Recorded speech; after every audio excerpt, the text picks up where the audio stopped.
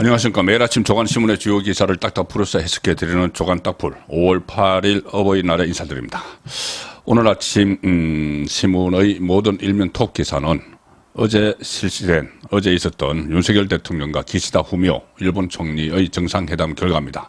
그중에서도 특히 과거사 문제에 대한 기시다의 언급을 다뤘는데 지난 3월 달에 윤석열 대통령이 일본에 갔을 때 했던 내용, 1998년 10월 김대중 오부치 선언을 포함한 이 역대 내각의 정신을 계승한다 이런 이야기는 다시 했고, 거기다가 하나를 더 붙였습니다. 이 강제징용 피해자에 대해서 개인적인 이 생각 이렇게 전제를 하면서 이야기를 했습니다. 일본 총리로서의 생각이 아니고 개인적인 생각이란 것을 다시 강조를 했습니다. 어쨌든 과거보다는 좀 진전된 내용인데, 자, 조선일보, 동아일보, 중앙일보 기사를 같이 보여드리겠습니다. 중앙일보는 기시다 많은 분이 힘든 경험 가슴 아파. 동아일보 기시다 혹독한 환경에서 고통 마음 아파. 조선일보도 기시다 과거사 관련 많은 분 고통에 가슴 아파. 이렇게 그 제목을 뽑고 3월 달보다는 좀 진전된 내용이다. 자, 이런 평가를 많이 했습니다. 또 히로시마 한국인 위령비를 기시다와 윤석열 대통령이 공동으로 참배를 하기로 한 것, 그리고 후쿠시마 원전 오염수 검정 한국 전문가 시찰단 파견에 합의한 것, 이런 여러 가지 성과들이 있었는데, 물론 이 진보 좌파 성향의 매체 한겨레, 경향 이 두 언론은 사과가 없었다 이렇게 또 규정을 합니다. 직접적으로 이 사과를 안 했다는 이야기죠. 가슴 아파. 개인적으로 그런 생각을 갖고 있다. 여기에 대해서는 만족하지 못하겠다 이 이야기죠. 경향신문 일면 톱 제목은 일본 과거사 사과 안 해. 한겨레 신문은 일본 강제동원 사과 안 하고 북핵 대응에 한미일 협력만 강조했다. 이렇게 했는데, 글쎄 북한 핵 문제에 대해서 이 한미일 협력을 강조하는 것이 잘못된 일이라는 이야기인지 협력만 강조했다. 이렇게 제목을 뽑았습니다. 조선일보는 오늘 사이드톱에서 김남국 코인 의혹 남부지검이 수사 중이다 이 제목을 뽑았습니다. 자, 조선일보 오면 일면 사이드톱에 그런 기사가 있고, 오면 기사를 보시면 조선일보 오면입니다. 코인 없다던 김남국 의혹 터지자 다른 거래소로 옮겨. 위믹스 60억 원 행방 오락가락 해명 논란. 작년 12월에 조선일보에 코인이 없다고 했는데, 지금 의혹이 터지고 나니까는, 있었는데 다른 거래소로 옮겼다. 이렇게 이야기하고, 여러 가지 지금 논란을 일으키고 있습니다. 해명 과정에서.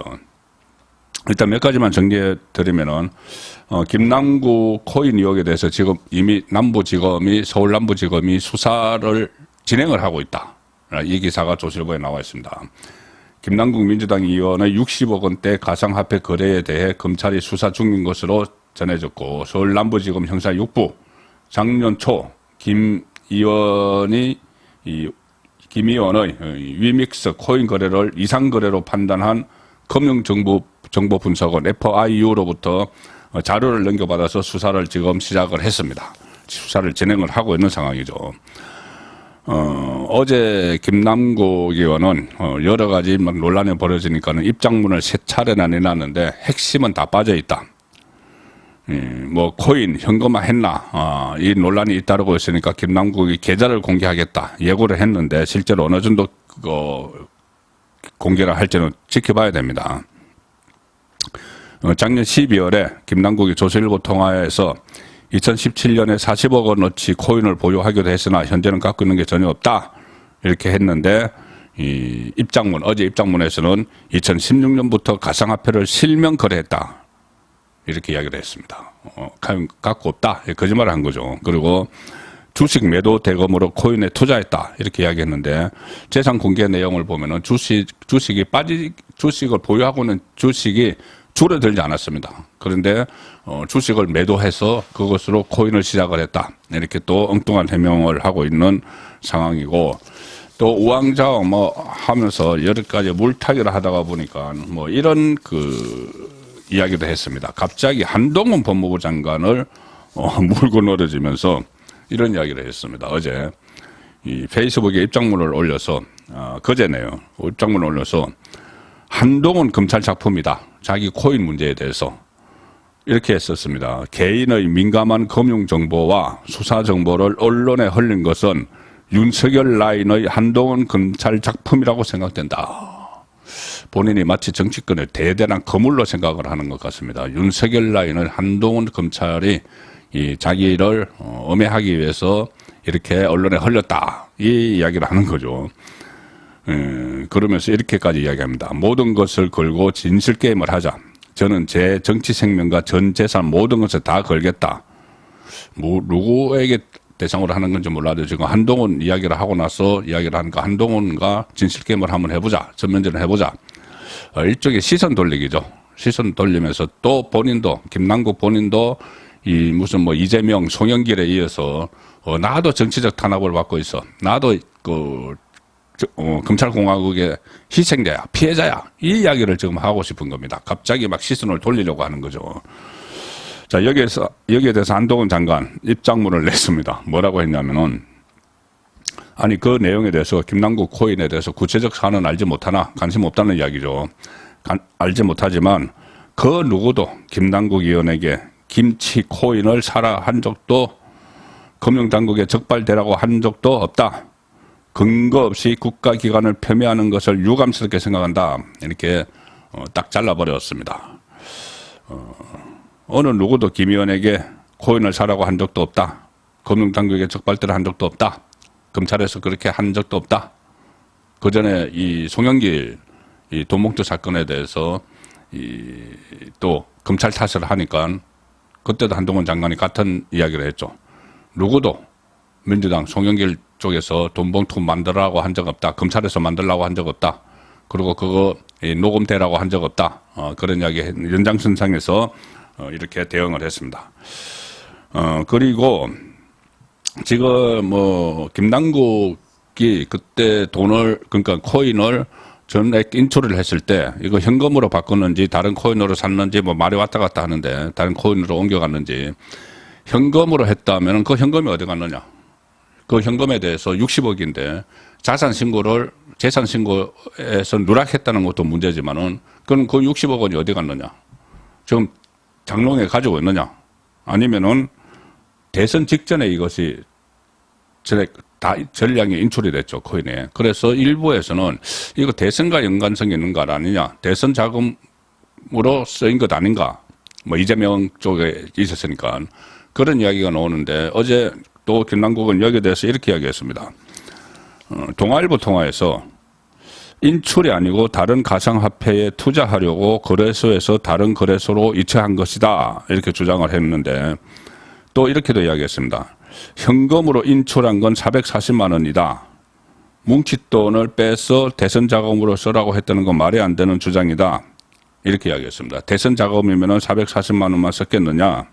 이거는 현금으로 인출한 건 이것은 본인의 뭐 계좌에서 그 생활비나 뭐 이런 거로 인출을 한 게 440만 원이라는 이야기고 이 60억 원의 코인이 어떤 형식으로 이거 현금화됐고 그게 왜 재산에 안 들어가 있고 그러니까 그것이 혹시 다른 용도로 쓰인 것 아닌가 뭐 이런 이야기를 하는 이런 의구심이 나오는 데 대해서 이렇게 이것도 또 하나의 또 왜곡이죠. 왜곡을 하는 겁니다. 물타기를 하기 위해서 현금 인출은 440만 원뿐이다.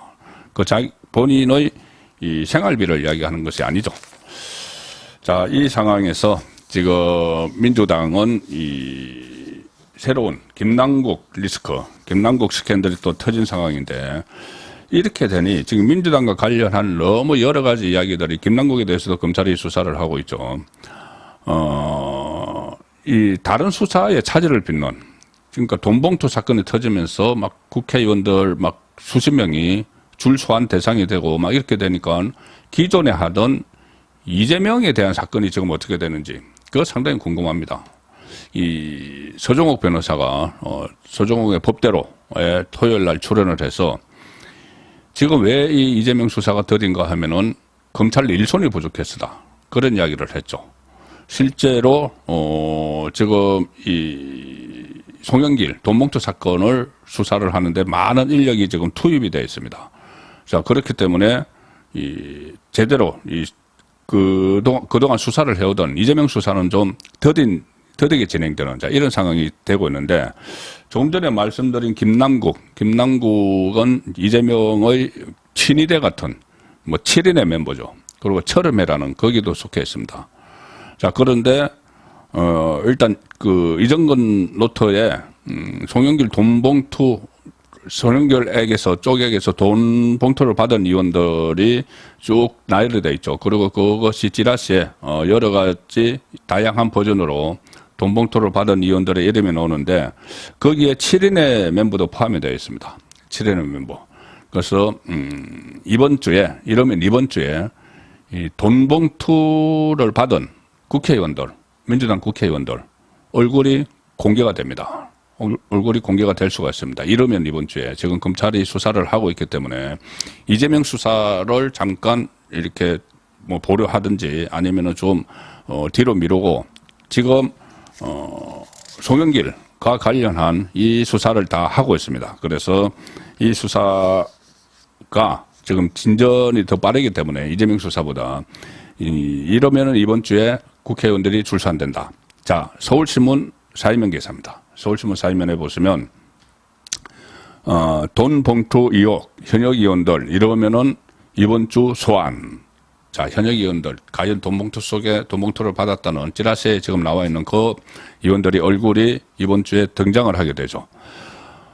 일단 오늘 오후 2시에 강래구 돈 봉투를 만든 사람 강래구 씨에 대한 구속 전 피의자 신문 영장 실질심사 두 번째죠. 예정되어 있습니다. 그래서 이 결과에 따라서 수사 향방도 좀 결정될 것으로 보이는데, 이 돈봉투 살포에 가담한 혐의를 받는 윤관석, 이성만 지금 탈당했죠. 민주당 탈당한 두 사람과 출석 일자를 조율 중이다. 자, 현역 의원 민주당 돈 준 사람 두 사람과 출석 일정을 조율 중이고, 이러면 이번 주 초에 출석을 한다. 그렇게 되면은 이 돈봉투 조성 및 전달 경위, 구체적 관여 여부 등을 조사를 하는데, 돈을 받은 수수자에 대한 수사도 그러니까 이 사람들은 공여자들이고 수수자에 대한 수사도 지금 본격적으로 진행이 되고 있어서 이번 주에 소환될 가능성이 있다는 겁니다. 검찰은 이달 들어서 송영길 전 대표의 보좌관이었던 박모 씨, 그리고 캠퍼 지역본부장 등을 연이어 소환했고, 돈봉투를 받은 것으로 특정이 된 일부 지역 상황 실장에 대한 압수수색도 이루어진 상황이다. 그래서 이제 남은 건 돈봉투를 받은 의원들에 대한 강제 수사가 시작이 될 거라는 이야기입니다. 이 검찰 관계자는 이렇게 이야기했습니다. 돈봉투 수수 경위도 확인하고 있다. 조사가 필요한 부분에 대해 출석 일정을 조율하고 있다. 지금 지난주에 그러니까 조율을 하고 있다는 이야기죠. 그럼 이번 주 줄 소환될 가능성이 큽니다. 최소 10명에서 20명로 플러스 알파, 20명이라는 것은 강래구, 그러니까 이정건, 이 노트에 등장하는 현역 의원들이고, 그 다음에 이것과 별개로 이정건의 별도로 돈을 뿌렸다는 이야기도 있고, 송영길이 했다는 이야기도 있고, 송영길의 외곽조직, 먹고산업문제연구소, 여기서 또 캠프로 돈이 흘러가서 그것이 뿌려졌다는 이야기도 있기 때문에 이 수사가 점차 확대될 수도 있는데, 이 돈 봉투를 받은 사람들 중에 7인회 같은 이재명의 측근들도 다수가 있다는 겁니다. 이재명의 측근들. 그런데 그 측근들을 수사하느라고 지금 이재명 수사가 제대로 진척이 되지 않는 이런 모습을 보이고 있는 거죠. 자, 그래서 검찰이 반부패 수사부에서 이 수사들을 이재명 관련된 수사나 이 송영길 수사를 하는데 거기서 좀 일손이 부족하다, 이런 이야기가 나오고 있기 때문에 인터넷 매체에서는 이런 기사를 오늘 게재를 했습니다. 오늘 새벽에 게재한 기사인데, 정진상, 김용, 석방 이제 대장동 수사 어찌 되나? 이재명을 겨냥한 대장동 수사가 지금 갑자기 좀 정체되는 그런 모습을 보이고 있죠.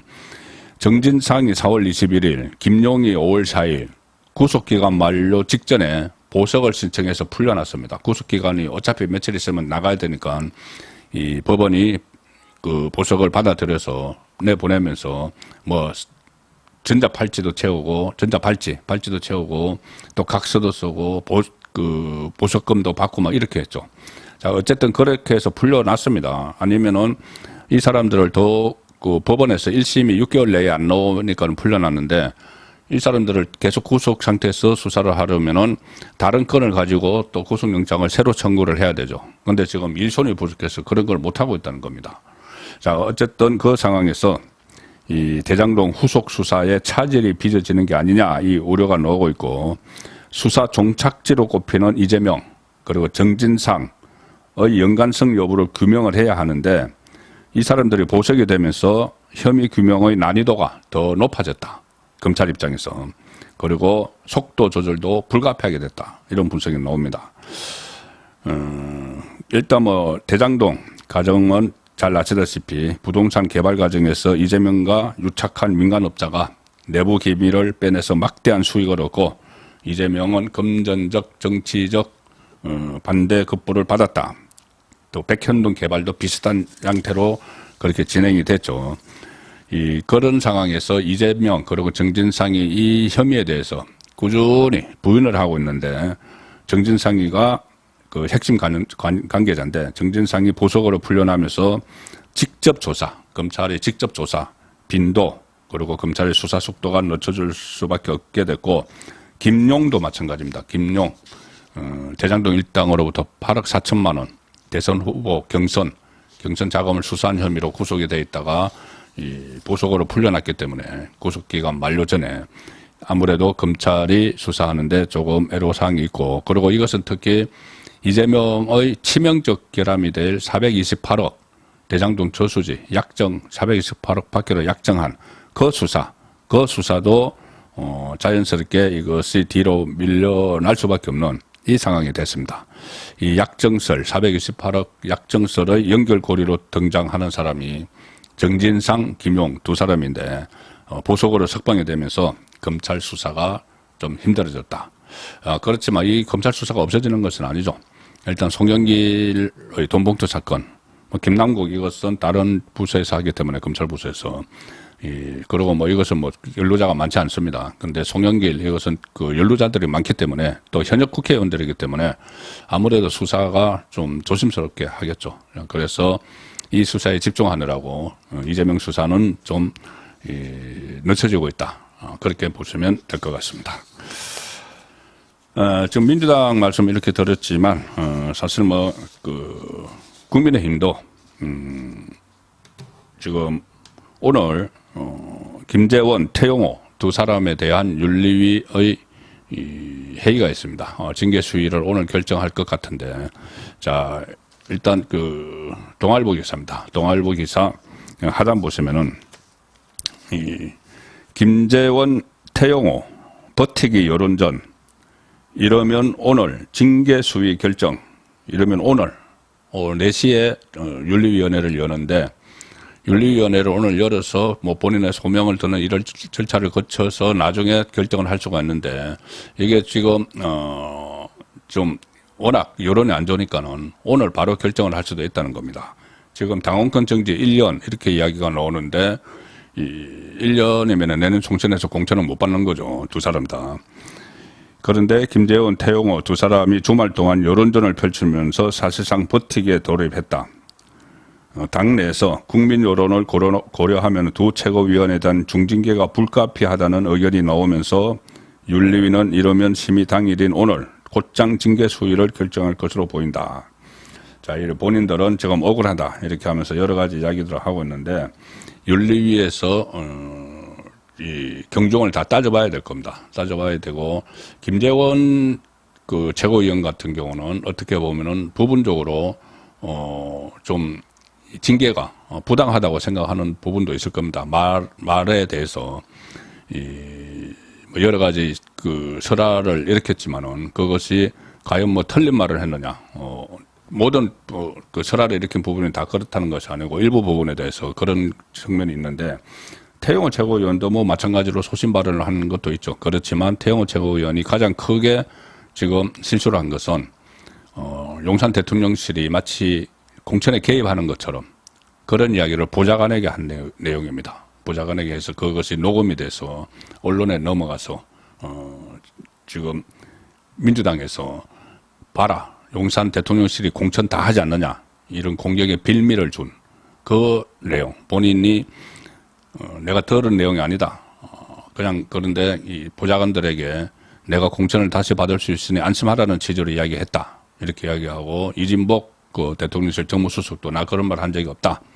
그러니까 이 한일 관계에 대해서 윤석열 대통령의 입장을 좀 더 이렇게 홍보를 해주면은 당신 공천은 다음 총선에서 공천은 걱정 없다, 뭔 취지로 이야기를 했다, 이야기를 들었다. 태영호가 그렇게 보좌진들에게 이야기를 했죠. 그런데 그 녹음이 언론에 나가서 민주당의 공격거리가 되어버렸습니다.